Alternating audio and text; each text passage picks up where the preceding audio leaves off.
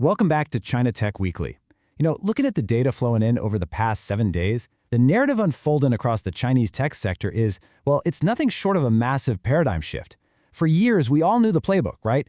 Growth at absolutely all cost. Burn the capital, acquire the users, dominate the market, and figure the rest out later. But now, we are seeing a structural, almost ruthless pivot into a new era of strict capital discipline. Today, we're going to break down exactly how this new reality is playing out across 5 distinct battlegrounds. Let's dive right into the explainer. We'll be hitting AI models and agent ecosystems, the emerging food delivery duopoly, EV milestones, the Semi-Hardware Rebalancing Act, and we'll wrap up with gaming growth and capital discipline. Section 1. AI models and agent ecosystems. To really understand this space, think of the industry right now as a giant funnel. Up at the very top, you have the raw foundational models being built by heavyweights like Zhipu AI and Minimax. But just building a massive language model, that isn't enough anymore. The critical next step is ecosystem validation. They have to prove to third parties that these models actually perform in the wild. And finally, you hit the bottom of the funnel, consumer agents. This is where giants like Alibaba and Tencent swoop in, take those proven models, and inject them directly into the apps that millions of people are using every single day. But make no mistake, fueling the top of that foundational funnel still requires staggering amounts of cash. Right now, Zhipu AI is planning a massive 15 billion RMB raise for its A-share Star Market listing. And get this, about 12 billion of that is earmarked purely for general-purpose foundational AI research and development.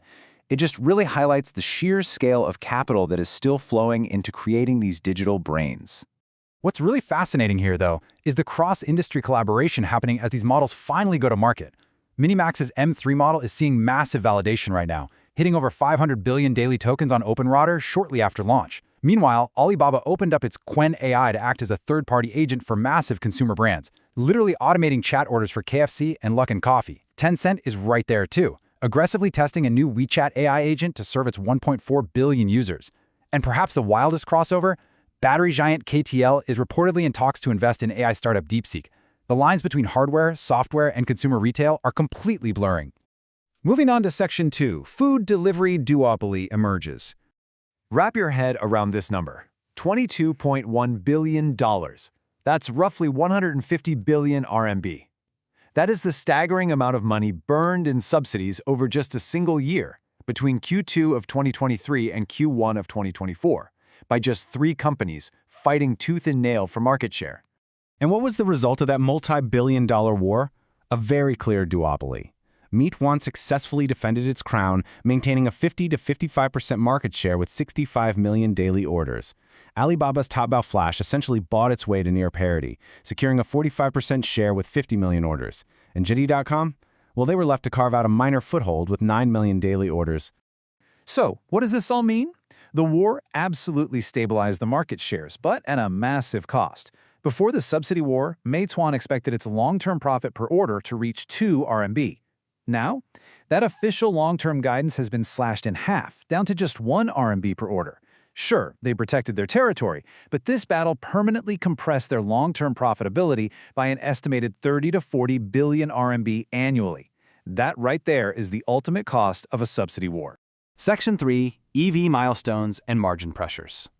You have to look at the sheer global momentum of BYD and CATL right now. BYD is definitely not just a domestic player anymore. They hit a record 160,644 overseas sales in May alone. That is over 40% of their total monthly sales, pushing them to the #2 auto brand spot in Australia. And they aren't slowing down. They're aggressively pursuing next-generation solid-state batteries. At the same time, their supplier CATL is setting its sights even further ahead on revolutionary lithium-air battery tech. This global expansion and relentless battery innovation, that's what's fueling their next growth engines. But as we know, high volume doesn't always equal immediate profit. On one hand, you've got Xiaomi applying its incredible smartphone speed manufacturing to cars. They delivered over 30,000 EVs in May, reaching over 147,000 year-to-date. Operationally, it's a massive triumph. But then you look at the financial headwinds. Their Q1 EV segment posted a 3.1 billion yuan operating loss. That means, amidst this brutal price war and rising memory chip costs, Xiaomi is losing roughly $5,600 on every single vehicle they sell right now. So how do you signal confidence to the market when you are burning that kind of cash to scale an EV business?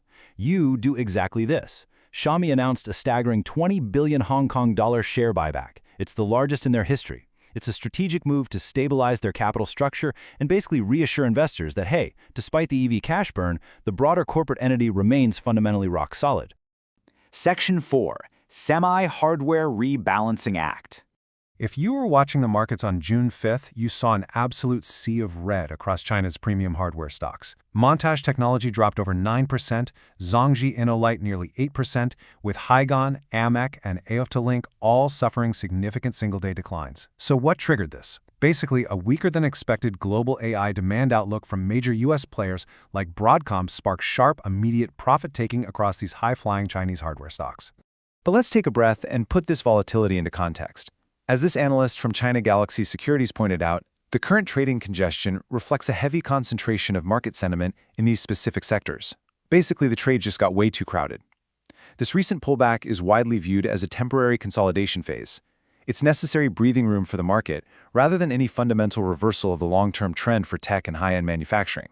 Because when you zoom out to the macro level, the real underlying story is relentless domestic consolidation and self-reliance. SMIC is executing a massive 40.6 billion RMB acquisition to consolidate domestic advanced manufacturing assets, and that's fully backed by an increased stake from the government's big fund. Companies like Cambricon and SMIC have actually hit new highs recently, precisely because this push for deep tech self-reliance is accelerating, completely regardless of short-term stock corrections. And finally, Section 5. Gaming growth and capital discipline. To really understand what mature capital discipline looks like, we have to look at NetEase. Out of their 30.6 billion RMB in total net revenues for Q1, a massive 25.7 billion came directly from gaming. NetEase is essentially the ultimate cash cow, contrast to those high-burn EV and food delivery sectors we just talked about. They're pulling in massive, steady, high-margin revenues driven by incredibly sticky engagement in legacy titles like Fantasy Westward Journey and Eggy Party. And what are they doing with all that cash? They absolutely aren't burning it on endless unprofitable expansion. They are returning it. NetEase is currently executing a massive $5 billion share repurchase program, and they've already bought back over $2 billion worth. It perfectly underscores the overarching theme of today's explainer, prioritizing shareholders and focusing hard on profitability. And this discipline? It's ruthless, all the way down to the project level. NetEase recently terminated funding for Nagoshi Studio after an internal evaluation showed it would just cost way too much to complete their current game. By cutting the cord early, they saved an estimated $44.4 million. That is project-level capital discipline in action. Cut loose the unpromising investments early and protect those margins. Which brings us to the ultimate question for you to ponder today. We've seen it across AI, food delivery, EVs, chips, and gaming. Will this sector-wide pivot from growth at all costs to strict capital discipline actually create a more resilient, profitable tech ecosystem? Or, by focusing so heavily on margins and buybacks, are these giants inadvertently leaving themselves vulnerable to the next unforeseen, disruptive wave of innovation? Thanks for tuning in to this week's Explainer. Keep your eyes on these numbers, keep questioning the trends, and I'll catch you next time.